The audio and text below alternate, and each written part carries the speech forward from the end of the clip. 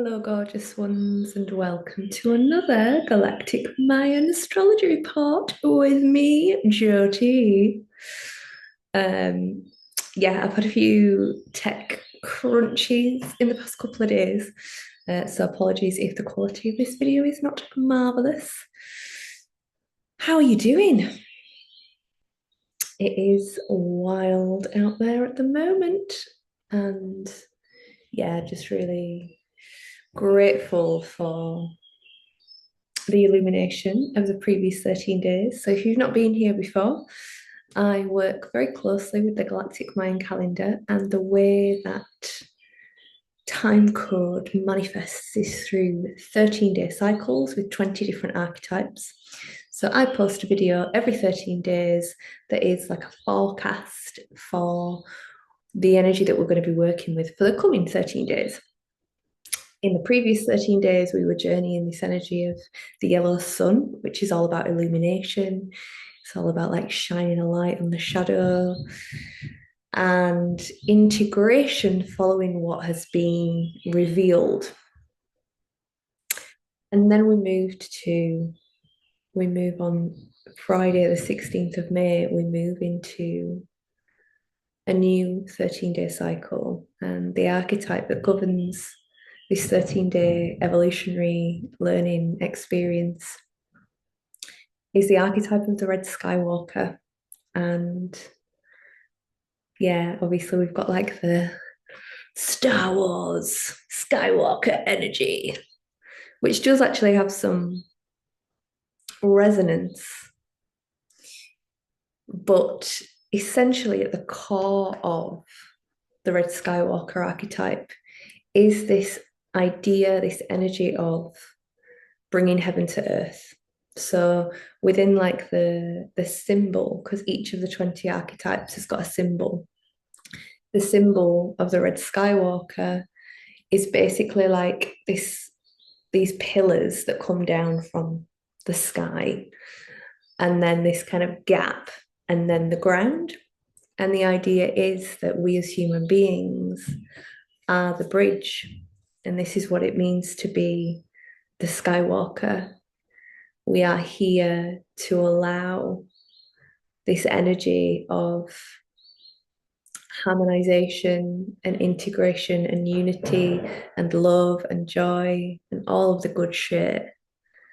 The only way that that can manifest in this reality is through us. So our task as a human, and I've just written a post about it because it's just so much right now. And I think one of my big learnings from the yellow sun, which is an insight that I've had before but never really got. And actually, as I've been reflecting on it, like Steiner alluded to this also. But it's this recognition of like, okay, so past lives, future lives, parallel lives, it's all this same karmic imprint that we're living all the time. And something that I went through in the previous Wavespell was a really huge story, like a massive fucking story in a different incarnation that didn't get to complete into harmony, like the learning and the scar, I guess, like the learning didn't fully land, and the scar was causing dissonance within this incarnation here and now. And yeah, just this kind of recognition of like, okay, so what it means to be a human that's rising in awareness right now is to be, within this modern world, which is so fucking overwhelming. And there's so many pulls on us constantly of like, knock, knock, this needs to happen, knock, knock, what about this? It's like pull, pull, pull, pull, pull. Our awareness is constantly being, and that's just in this present modern life. Then we've got the evolutionary aspect to what we're doing here. We've got the call to be liberating these stories that we lived in all these different incarnations so that we can come into alignment and openness now to really embody our pure code. So it's a lot, essentially, is what I'm saying within that. And so within this energy of the yellow, that's the red Skywalker, we're really in this place of like, okay, heaven on earth, what does that mean? And I guess for me at the moment, I'm like walking this trail of the Magdalene. I'm literally like following the steps that she took in her exile. So I'm really connecting into that whole story right now. I'm really connecting into, what that whole thing was. And, Yeshua and Mary Magdalene being these beings of light, of love, that had kind of done some work on themselves and recognized like, oh, wow, like God's inside of us and we can be free, like we can be free, we can be free, we can be free. This echo of like freedom, freedom, freedom, freedom. But then the other aspect of the code, which is martyrdom, the whole kind of essence of what Christianity became was the story of martyrdom, and whether or not it was true, and we don't know the factual account of what was actually fucking going on there. But the thing that was left was this, you will die for heaven on earth. And this is where it gets really interesting, because I feel, in terms of us embodying this code of heaven on earth, we are embodying the resurrection code. It's like, how many times can we give ourselves to the fire? How many times can we surrender our identities and our experiences and the things that we fucking love and all of it? How many times, are we willing for that to be the cycle? Because that is the cycle that's demanded of us.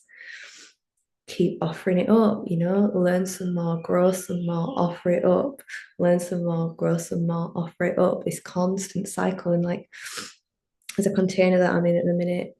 I'm in multiple containers at the minute that have been really supportive, but in one of them there was this reference to like inshallah. I think that's how you pronounce it. And then it also came through a book that I'm reading, The Mountain Shadow, which is like the second part to Shantaram, which I read a few years ago and fucking loved, and I'm back in like, God, it's so good. Everything about it just brings me the way it's written. Oh, it's just gorgeous. But anyway, this whole notion of inshallah, which is it's a Muslim term from Islam, and it means, if God wills it. And I feel like, we're kind of landing into this place of, okay, we are creator consciousness. We are here to clean our vessel or clean our instrument, as my beautiful friend Rebecca Grace would say, the instrument being the human being. It's like God's will is realized through the human being. This is what, the Red Skywalker energy is about. Like, everything lands on the planet through the human being. And if our instrument isn't clean, because we've got these past imprints of like the traumas of this lifetime or the traumas of previous lifetimes, or then what we're manifesting, what we're creating on the planet is more of that shit. And we manifest it externally so that we can process it and clean it up. But often what we end up doing is fucking manifesting it externally and then being like, poof, off, do it again, do it again, do it again, do it again. And we're all in that, we're all in that experience. But as we are this potentiality of creativity within this reality, we have a massive responsibility too. And I feel now that the massive responsibility that we've got is to. That was funny. So I was so doing some work downstairs, and like the most almighty noise started. So I paused the recording. As I was saying, the biggest responsibility that I feel that we have right now at this time is to just keep coming back to love and to keep finding that place of being able to meet ourselves in love, keep coming back to, okay, how do I hold space for that within me? How do I, how do I process the madness that is this experience? So we've got this energy within us that is the ability to manifest. That's what we're doing all the time, whether we're doing it subconsciously or on purpose. We have an ability to manifest. That's what we're doing constantly. And there is an element of developing our capacity to do that on purpose, to feel into like, what do I want for me, for us?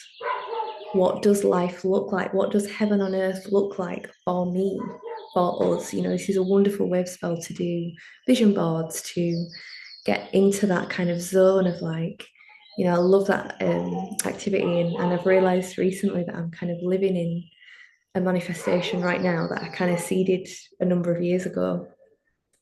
And it's that, where you sort of write a day in the life in the present tense of what you want to be living. And like one of the things for me was this home that was lots of glass and that had that I was kind of in the forest, in the trees, and you can't really see, but like the windows in this place that I am at the moment open right out, and I'm just in the mountains in the trees. So yeah, you kind of create the vision, and then you sit and meditate, maybe daily, visualizing what it is that you're wanting to create. So we have this like element of like, okay, the manifestation, this is a really big time of like, okay, we have to put some energy toward, as well as doing the shadow work, as well as doing the journeying, as well as keeping up with the demands of the modern reality in the third dimension, giving our creative energy to the reality that we're wanting to create is really important, and spirit needs us to do that. And having the ability to surrender it all to the fire whenever that is asked, knowing that, inshallah, in God's will, if God wills us to hold that reality, then we will hold that reality. But in order for the next branch of the reality to open, that reality has to die.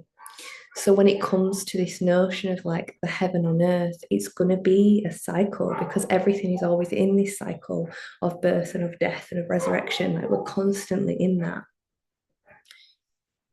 So for this 13-day process, the invitation is to feel into what it is that is your heaven on earth. Like, what does it look like? What does it feel like? And give as much energy, if you can, to the seeding of that reality, the charging of that reality, as you do to the resistance to the reality that exists right now, to the and how can we allow, even, because I guess, for me in the past few years, there was the manifestation of something that I have longed for, someone and a situation that I've longed for so deeply throughout my life. And it came with all of the lessons and all of the learning and all of the challenge and all of the everything. But it came, and then it had to die.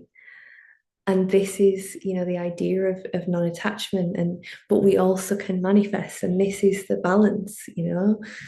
We are here to create the new world, and I'm resistant to saying build the new world, because the energy of build can often feel like, oh, it's heavy, it's hard work, it's whereas, to create, creativity, to manifestation, like the charge of those words is lighter. Yeah.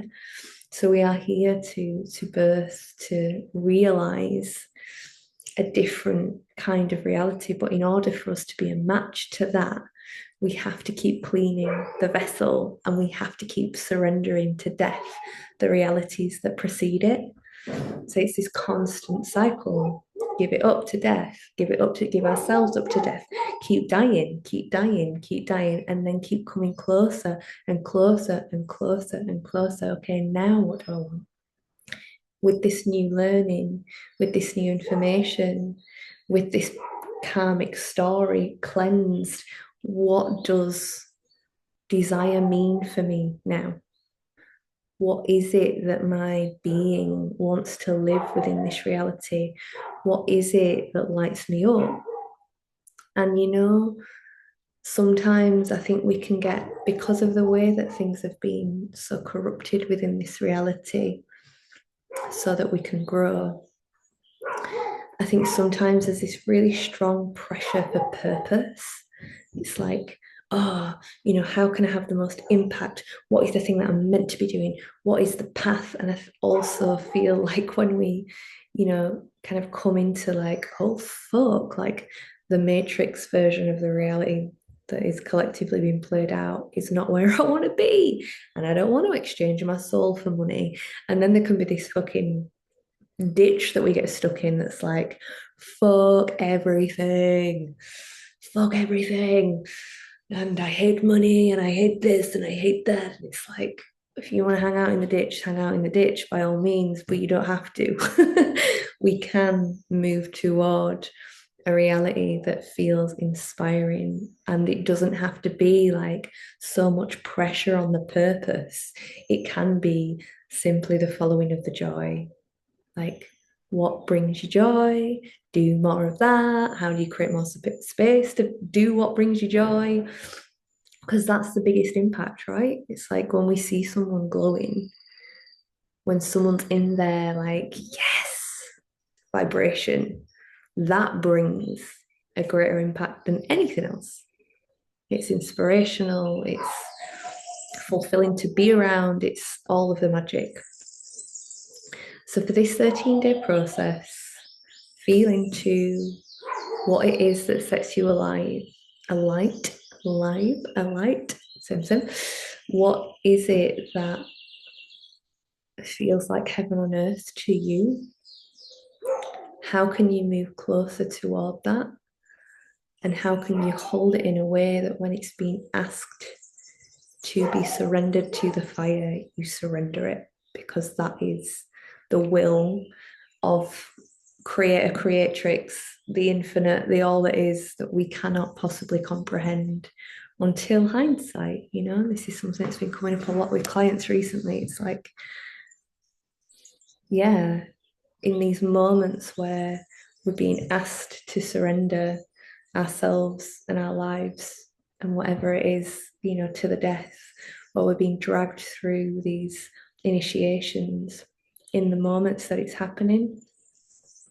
We don't know why. We don't know what the fuck's going on. We're just in it, right? But then in hindsight, it's like, yeah, like nice one for ripping that. But maybe there's a way that we can come into relationship within ourselves and with spirit where that trust is even deeper, and when the moment asks, we can surrender, as opposed to like having to have things torn from us or smashed through us or whatever it is. So I hope that you have a beautiful 13-day process. This is a wonderful time. It's a really, I do really love the red Skywalker energy. It's beautiful, and we get to see where we're not living the heaven on earth that we want to be living. We can learn through that reflection too. The Magdalene container is very fucking phenomenal. So special. Such an incredible group of women have gathered, and just beautiful unravelings are happening. And it's big, man. This time is so big and so beautiful, and I feel so grateful to be alive within it all, to be getting initiated by it all, to be walking through the world as we're kind of between these two worlds. All right, darlings, much love, and see you next time.